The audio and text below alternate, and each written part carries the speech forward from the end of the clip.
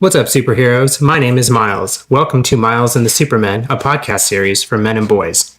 Our world is in trouble and it's not going to fix itself. If we want to transform tomorrow into a beautiful place for everyone, we're going to need our men and our boys to help bring that vision to life. So when I was thinking about a good man, like I said, we're always wondering what's a real man or this or whatever, but what is a good man? I have a few examples, and I want to start with the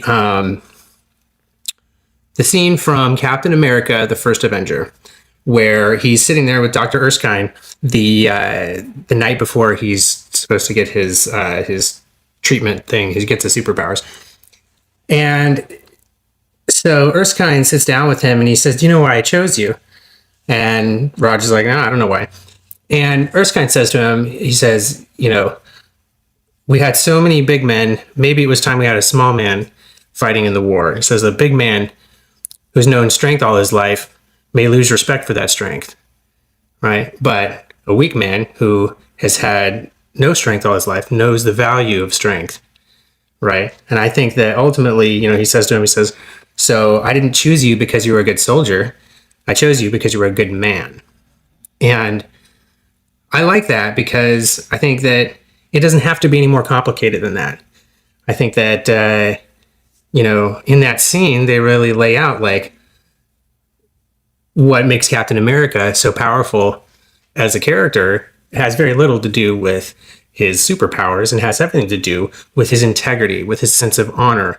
Dr. Erskine asks him, he says, "So you're trying to sign up for the military. Do you want to kill Nazis?"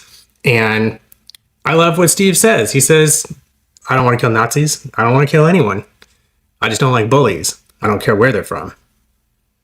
And I'm like, there it is, right? Not out there trying to beat your chest or show some kind of aggression or whatever. That's not what Captain America's about.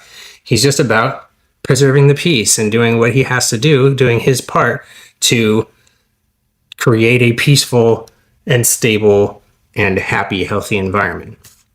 I think one of the things that's kind of funny about Steve Rogers is that as a character, he sort of shows up just already with what I would describe as sort of man energy for the most part, versus say like boy energy. And this next example is like the difference between good boys and good men.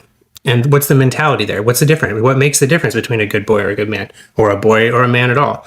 Obviously, there's like physiological things, but there's something else. There's life experience and skills that we pick up along the way.